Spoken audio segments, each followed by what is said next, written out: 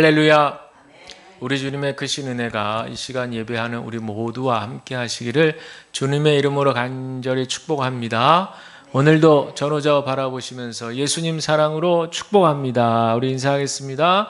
예수님 사랑으로 축복합니다. 아멘. 감사합니다. 오늘은 교회력으로 성령 강림절이죠. 그래서 오늘은 그 성령 강림절 기념하는 그런 마음으로 이 시간에 말씀을 준비했습니다. 성령 강림하면 색깔이 붉은색이죠. 그래서 이제 제가 오늘 이렇게 붉은색 타일을 맸는데 불과 같이 강력하게 임하는 성령님이 우리의 모든 죄와 또 불의를 단번에 태워 주시기를 바라고, 또 반면에 흰색이 또 상징이 될 수 있거든요. 비둘기와 같이 순결하고 온유하고 그런 겸손함의 성령님이 우리에게 또 임하시기를 또 간절히 바라고, 또 때때로 바람같이 성령님이 임해서 우리에게 구원의 비밀을 알려주시는 그 은혜 있기를 주님의 이름으로 간절히 축복을 드립니다. 예수님께서 부활하시고 난 후에 한 50여일을 세상에 거니시다가 이제 승천하시게 될 때, 그때 제자들의 마음은 참 두려웠어요. 불안했습니다. 왜냐하면 예수님께서 평생을 제자들과 함께 있을 것이다. 제자들은 생각했는데, 이제 부활도 하셨는데 그 예수님께서 이제 승천하시겠다고 하니까 제자들이 덜컥 겁이 나 있는 것이죠. 그런데 이런 제자들을 향해서 예수님은 약속을 하십니다. 나와 똑같은 보혜사라고 칭하는 바로 성령님을 너희에게 보내주시겠다라고 하는 이제 그런 약속의 말씀이죠. 사실 그 얘기를 들었을 때 제자들은 좀 어리둥절했을 것 같아요. 아니, 예수님은 지금 떠나가신다는 거고, 또 다른 보혜사, 성령님을 주시겠다? 그러면 예수님은 가고 또 그 대처할 만한 인물이 오는 거야? 새로운 또 인물이 나타나시는 거야? 도대체 뭐야? 굉장히 궁금했을 것 같아요. 그런데 창세기에 있는 말씀에 따르면 성령은 어떤 분이냐? 이 하나님의 온 창조 세계 안에 있는 하나님의 살아계심 그 자체예요. 현존이죠, 현존. 우리가 눈에 보이지는 않지만 우리가 공기도 다 있는 것을 우리가 다 증언하는 것처럼 우리 하나님의 영은 눈에 보이지는 않죠. 그렇지만 분명히 거룩한 영으로 우리 안에 살아 계시는 줄로 믿습니다.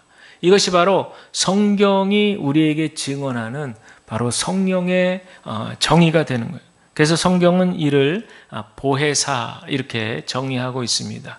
보혜사라고 하는 말은 이제 돕는 분 이런 뜻이에요. 돕는 분. 그런데 좀 몇 가지의 의미가 있습니다.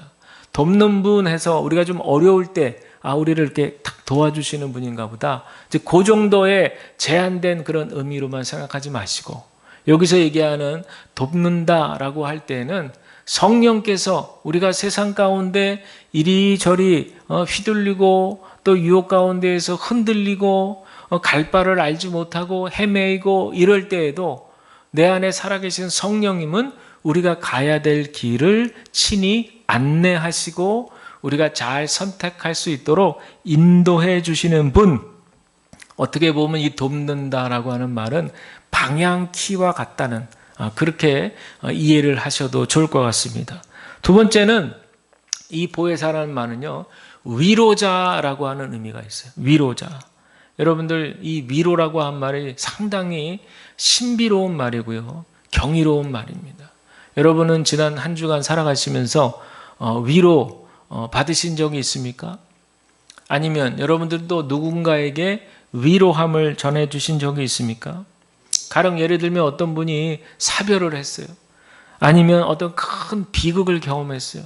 그래서 그의 온 인격이 아주 깊은 침체의 그런 동굴 속으로 들어가 있다고 여러분 생각해 보시면, 그럴 때 누군가가 그에게 다가와서 손을 내밀어주고 따뜻한 온기를 전해주고 또 따뜻한 위로의 말을 전해줄 때, 그때 아주 어둡고 캄캄하고 침침하고 침체된 그의 마음이 다시 살아나는 것을 경험하게 되는 것입니다.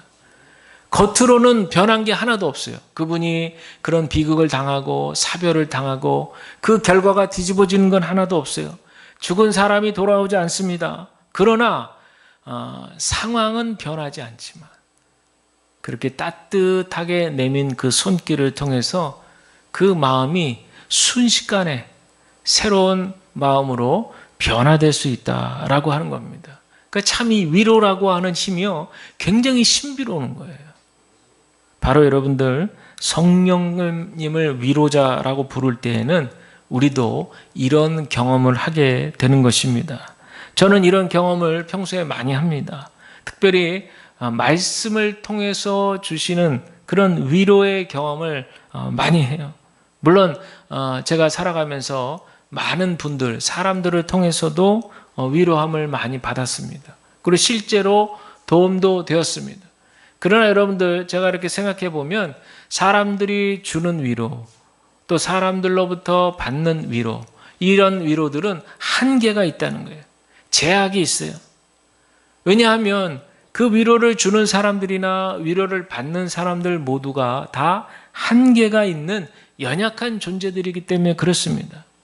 그래서 아무리 좋은 위로, 아무리 정말 최선을 다한 위로를 주려고 해도 완벽한 만족함이라는 있을 수가 없는 거예요. 가령 예를 들어서 갑자기 어떤 일로 인해서 어린, 정말 눈에 넣어도 안 아플 그런 사랑스러운 아이가 어느 날 하루아침에 세상을 떠났다고 생각해 보세요. 그러면 그 부모, 그 자식을 잃은 부모 앞에 가서 자, 위로를 한번 여러분이 한다고 생각해 보세요. 어떤 위로가 통하겠어요? 아유, 힘내세요. 아유, 또 아이를 가지면 되죠. 이런 말을 한다면 만약에 2번 사람을 죽이는 거 아니겠어요? 더 고통스러운 거. 그냥 그럴 때는 다른 거 없어요. 그냥 가서 그냥 아무 말도 하면 안 돼. 그냥 울기만 하면 돼. 같이 그냥 가서. 그냥 붙들고 우는 거지. 거기서 무슨 사족을 달겠어요? 그러니까 여러분들, 우리 인간들끼리, 우리 사람들끼리의 위로라고 하는 것이 참 어쩔 때는 굉장히 좋은 결과를 나타내기도 하지만 또 어떨 때는 굉장히 조심스러운 겁니다. 왜냐하면 한계가 있는, 제약이 있는 그런 우리 피조물들이 서로를 위로하고 위로를 받는다는 것 자체가 사실은 완벽하지 않기 때문에 그렇죠. 그러나 성령의 말씀을 통해서 주시는 위로에는 한계가 없습니다. 이것은 영원히 목마르지 않는 샘물에서 물을 길어 오르는 것과 같아요. 사막에서 아주 찌는 듯한 더위 속에 타는 목마름을 해결해주는 그런 시원한 생수를 마시는 것 같기도 하고, 갈대, 여러분들 들판에 갈대가 가을에 한창 막 흔들릴 때 그 모습을 연상하시면 그 흔들리는 갈대에서도 묵직하게 버틸 수 있는 그런 힘을 주는 것, 바로 성령이 말씀을 통해서 주시는 위로인 줄로 믿습니다. 그래서 여러분들 이 성령님의 위로를 받으면요, 우리의 눈이 열립니다. 말씀을 대할 때 뭐 영안이라고 표현하기까지 안 해도 우리의 말씀을 대하는 눈이 열려요. 그냥 말씀을 읽고 났더니 이 말씀은 무슨 내용이구나, 지금 어떤 인물들이 나오고 있구나, 그 정도로 이해하는 그런 선이 아니라 성령께서 조망하시면 그 말씀을 볼 때 성경 안에서 등장하는 그 사람들의 모습, 또 그 안에서 그 사람들과 연결된 하나님께서 어떤 모습으로 이 말씀에서 보여주시는지가 깊이 있게 깨닫게 되는 거예요. 그리고 그 성경 안에 나타나 있는 인물들의 그런 삶을 통해서 그들의 어떤 삶을 깊이 바라볼 수 있는 그런 어떤 안목이 열리는 거예요. 그런데 여기서 끝이는 것이 아니고요, 여기에 더해서 나의 지금의 삶과 그 2000년 전에 팔레스틴 그 어느 곳에서 있었던 일, 거기서 예수님 또 하나님 말씀하셨던 그런 내용들이 지금 내가 살고 있는 이 상황과 묘하게 연결되는 연관성을 갖게 해주는 힘이 바로 성령께서 역사하시는 거예요.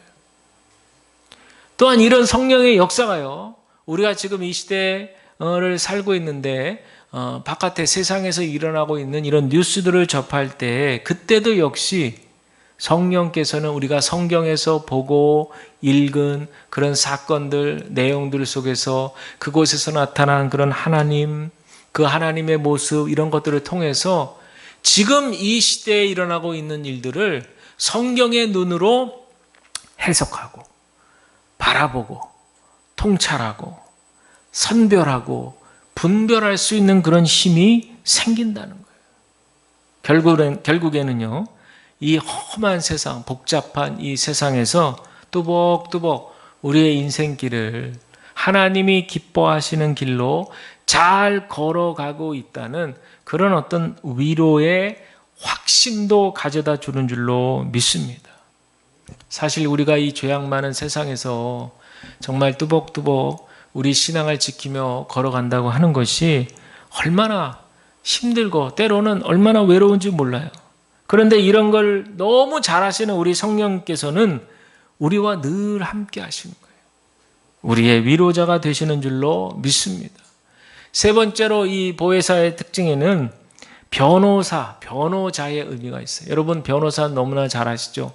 법정에서 뭔가 억울한 일을 당했을 때 그것을 변호해주고 그 억울함을 풀어주는 역할을 하는 분들을 통칭해서 변호인, 변호자 이렇게 얘기를 하는 거죠.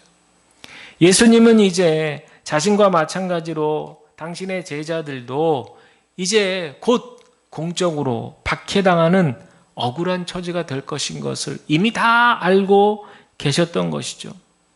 그러함에도 불구하고 지금 예수님 공생의 기간도 마찬가지지만 그 시대 상황이라고 하는 것이 수백 년 동안 흘러왔던 그 유대교의 전통이 있잖아요. 율법의 전통이 있잖아요.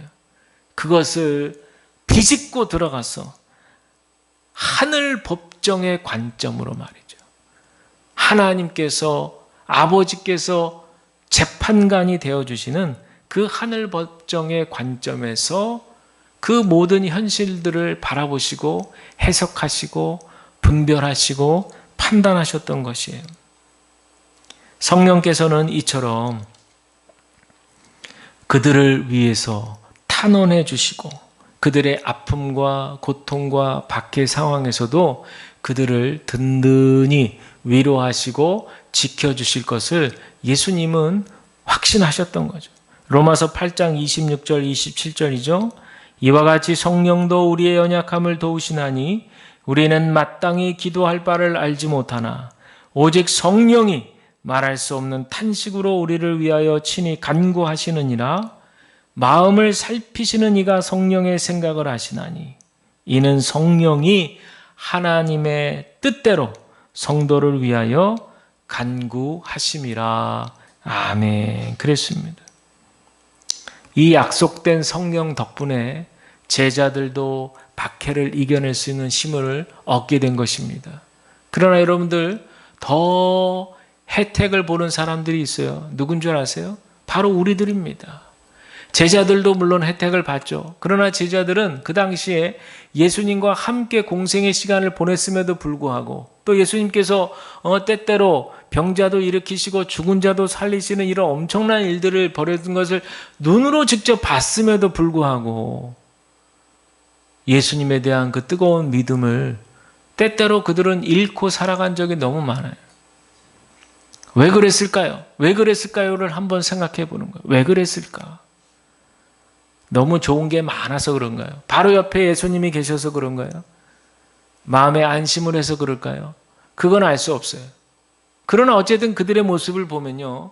예수님과 늘 동거동락하면서 그렇게 공생의 기간을 보냈음에도 불구하고 그렇게 예수님의 옆에서 따라붙어서 살았으면은 뭔가라도 예수님의 조금이라도 그 영적인 능력을 받았어야 되는데 물론 이제 사도행전의 기록을 보면 성령 받고 제자들이 이제 갖가지 여러 가지 이적들을 베풀긴 하지만 그 전까지 그 제자들의 삶은 어떻게 보면 딴 마음을 먹고 있어서 그런지를 몰라도 예수님은 그렇게 쫓아 살았는데도 아무런 능력이 나타나지는 않았던 거죠. 이런 걸 보면 마음이 중요한 것 같아요. 마음이 통해야 되죠. 사실 예수님 십자가 지시기 전까지 제자들의 마음은 오직 하나였잖아요. 예수님이 바로 그 시대를 다 전복하고 혁명가로 새로운 왕으로 등극하기를. 그러면 자기네들이 한 사람은 오른편에 또 한 사람은 왼편에, 우리 옛날로 치면은 한 사람은 베드로는 영의정에 또 뭐 요한은 뭐 좌의정 뭐 이러는 식으로 온갖 권세와 권력을 추구하는 그런 마음이 그들 가운데 가득했잖아요. 예수님과 마음이 하나 되지 않을 때는 아무 일도 일어나지 않습니다. 예수님과 마음이 하나가 되지 않을 때는 아무런 능력도 베풀 수가 없는 거예요. 제가 오늘 드리는 이 성령께서 우리 가운데 함께 하신다는 것도 마찬가지입니다. 우리와 성령님과의 마음이 하나가 되어야 될 줄로 믿습니다. 지금 이 시대에 우리가 더 혜택을 보고 있다는 말은 이제 보혜사 성령님의 그 능력으로 기독교 2000년의 역사 가운데 나타나 보여준 일들이 수도 없이 많은 거예요. 우선은 전 세계에 이렇게 온 교회들이 세워서 지금 선교하고 예배하는 가운데 있지 않습니까? 우리가 그 가운데에서 정말 이제는 제자들처럼 그렇게 곁에 예수님이 눈에 보여서 안심하는 것이 아니라 오히려 보이지 않는 가운데 그것을 믿는 믿음으로 살아간다는 것이, 그게 어쩌면 제가 생각할 때는 그게 어쩌면 더 큰 우리에게 은혜의 혜택이 있을 것이다. 저는 그렇게 믿습니다. 그래서 우리가 어떤 삶의 고난 가운데에서도 이 성령님께서 우리와 동행하심으로 로마서 8장 16절에도 나오듯이 성령이 친히 우리 영과 더불어 우리가 하나님의 자녀인 것을 증언하시나니 자녀이면 또한 상속자 곧 하나님의 상속자요 그리스도와 함께한 상속자니 우리가 그와 함께 영광 받기 위하여 고난도 함께 받아야 할 것이라. 아멘. 사실 오늘 본문의 분위기는 사뭇 굉장히 엄중해 보여요. 앞서도 말씀드렸지만 제자들은 이제 곧 예수님이 하늘에 오르시면 박해와 핍박이 몰려올 것이거든요. 예수님은 다 알고 계십니다. 감당할 수 없을 거예요. 엄청난 박해가 몰려옵니다. 그래서 사도행전의 기록을 보면 오순절 마가의 다락방에 이렇게 성령이 강림해서 막 사람들이 은혜를 받고 베드로한테 막 3,000명이 막 세례하고 세례받고 막 이런 일이 있었어도 사도행전 8장에 가면 어떻게 되냐면 그 박해와 핍박 때문에 사도들 외에는 예루살렘 지역 밖으로 유대와 사마리아 땅으로 다 흩어졌다라고 이렇게 기록되어져 있어요. 그러니까 이런 박해와 핍박은 예견된 일이었습니다. 여러분, 고난은 우리를 늘 기다리고 있어요. 한 산 넘으면 이제 끝이겠지 했지만 또 한 산이 우리를 기다리고 있습니다. 그러나 여러분, 성령은 우리 안에 역사하셔서 상황은 바뀌지 않지만 그 상황을 뚫고 나갈 힘을 얻게 된다는 뜻임을 여러분 기억하시기를 바랍니다. 그래서 우리에게 필요한 자질은 뭐냐? 바로 성령의 세미한 음성을 듣는 훈련이 필요해요. 듣는 훈련이 필요합니다. 여러분, 성령 받았다고 해서 우리가 로봇처럼 막 어떤 대단한 힘이 발산이 되고 어떤 막 기계적인 능력이 막 솟아오르는 것이 아닙니다. 성령은 인격이시기 때문에요. 계속해서 우리 안에서 우리와 대화하시길 원하시고 우리와 서로 소통하시길 원하시고 그래서 우리에게 필요한 힘을 넣어주셔서 우리를 움직이도록 결단하고 행동하도록 하시는 것이지 한 번에 뭐 성령 받았으니까 하면서 뭐가 짠 하고 변하도록 그렇게 하시는 것이 아니라는 거예요. 따라서 여러분들, 우리가 예수님을 그리스도라 믿고 고백하시는 분들 가운데 우리 성령이 다 오신 거거든요. 우리 안에 살아계시는 성령님이 믿어지시면 우리 가운데 바로 그 성령님과 교통하고 교제하는 은혜의 역사가 있을 줄로 믿습니다. 그러기 위해서는 어떤 것이 우리에게 필요하느냐? 들을 수 있는 민감한 능력이 필요해요. 잘 들어야 됩니다. 어떤 분이 청각 장애인 부부가 그렇게 대화하는 모습을 본 적이 있대요. 이분들은 청각 장애인이니까 서로 아무리 막 입술을 막 이렇게 저렇게 구어로 이제 얘기를 하려고 해도 아무 소리가 나질 않잖아요. 그러니까 대신에 여러 가지 막 얼굴도 막 이렇게 찌푸렸다가, 예. 막 손짓 막 이렇게 하면서 부지런히 소리는 나오지 않지만 서로 소통할 수 있는 방법으로 그렇게 소통하고 있는 것을 곁에서 보고 굉장히 놀랬다고 그래요. 왜냐하면 소리가 나오지 않는데 서로 다 알아듣는 거예요. 물론 부부이기도 하지만 뭐 그냥 할 수 있는 모든 제스처를 다 동원해서 하니까 다 소통이 돼서 그 다음 행동으로 옮기겠다는 거죠. 또 한편으로는 앞이 보이지 않는 시각장애인들이 영화관에 좀 들어가야겠다 이렇게 요청한 적이 있었대요. 우리가 생각할 때는 앞이 보이지 않는데 영화관 가서 뭘 보려고 그러느냐. 근데 여러분 이분들은요 앞이 보이지 않는 대신에 듣는 귀가 굉장히 발달이 되어 있어요. 그래가지고요 이분들에게는 이렇게 영상이 화면에 비치잖아요. 그러면 그 영상을 볼 수는 없지만 들려오는 소리에서 영상의 색깔을 느끼는 예민한 감각이 발달해 있다는 거예요.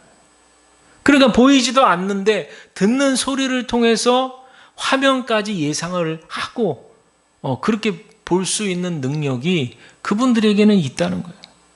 근데 여러분 우리를 한번 생각해 보세요. 우리는 잘 보입니다. 잘 들려요. 오감이 다 발달해 있어요. 그런데 볼 수 있기 때문에 오히려 귀 기울여 듣지 않을 때가 있어요. 그리고 이미 보이니까 볼 수 있기 때문에 들려오는 소리를 차단합니다. 내 마음에서 벌써 판단하고 차단해요. 그리고 잘 들으려고 하지 않고 또 들려오는 소리를 왜곡하기도 하고 또 어쩔 땐 듣고 싶은 소리만 들으려고 합니다. 이게 우리의 현실이에요. 또 우리는 잘 보이기 때문에 우리 스스로가 잘 보고 있다고 생각하기 때문에 오히려 세밀하게 보지 않는 경우가 있어요. 잘 들리기 때문에 오히려 더 잘 듣지 않게도 된다는 얘기예요. 때로는 보지 않아도 될 것을 봐서 또 듣지 않아도 될 것을 들어서 방해가 되기도 합니다.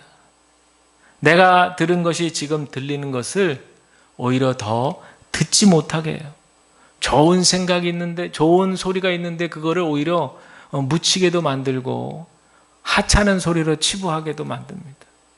그러니까 우리는 잘 보이고 잘 들리는데 오히려 들어야 될 소리, 보아야 될 것들을 우리가 정말 제대로 집중해서 그렇게 보고 듣는가에 대해서는 우리가 한번 생각을 해봐야 된다라는 겁니다.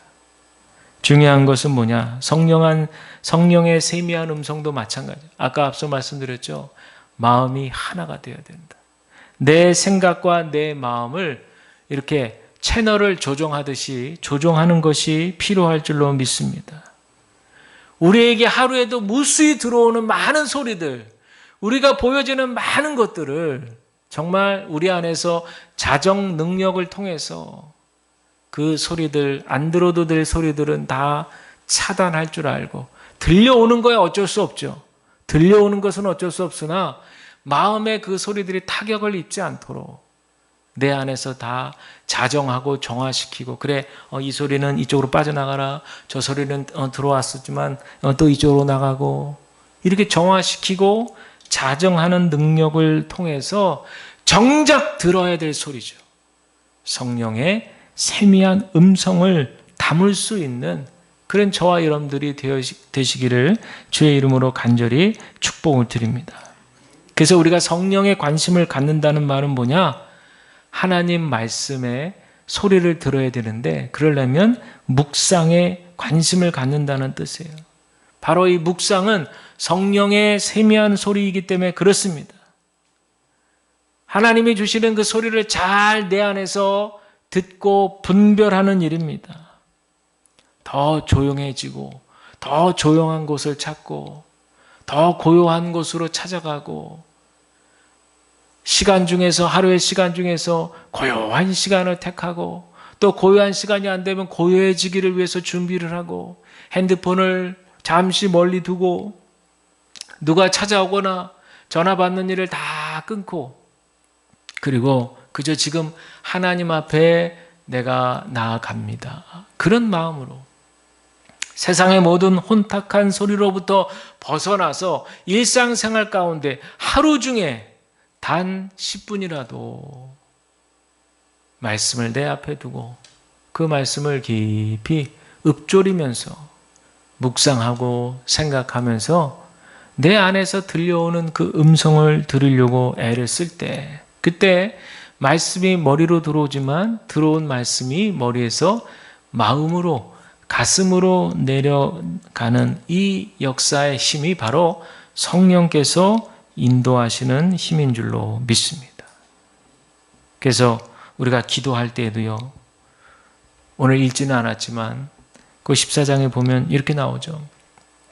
너희가 내 이름으로 무엇을 구하든지 내가 행하리니 내 이름으로 무엇이든지 내게 구하면 내가 행하리라. 여기서 내 이름으로 기도한다는 것은 우리가 예수님의 삶을 너무나 잘 이해하고 그분이 어떤 지향점을 가지고 이 땅에서 어떤 일들을 하셨고 또 우리에게 어떤 것들을 요청하시고 그분의 사랑은 무엇인지 우리가 너무 절절하게 알기 때문에 우리의 삶의 방향도 그분을 너무 사랑하니까 그분이 가르쳐 주신 대로 그분이 살아가신 대로 우리도 부족하지만 이 땅에서 살기를 바라는 그런 어떤 방향성과 간절함이 우리 기도에 묻어 나오게 되는 거예요. 이게 마음이 하나로 되지 않고서는 어떻게 이렇게 되겠어요?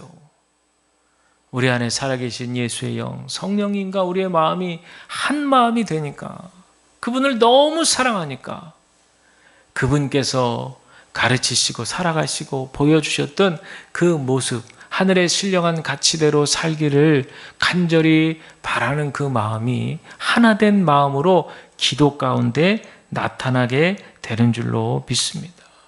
그래서 요한복음 15장 7절에도 나오지만 너희가 내 안에 거하고 내 말이 너희 안에 거하면 무엇이든지 원하는 대로 구하라. 그리하면 이루리라 그랬어요.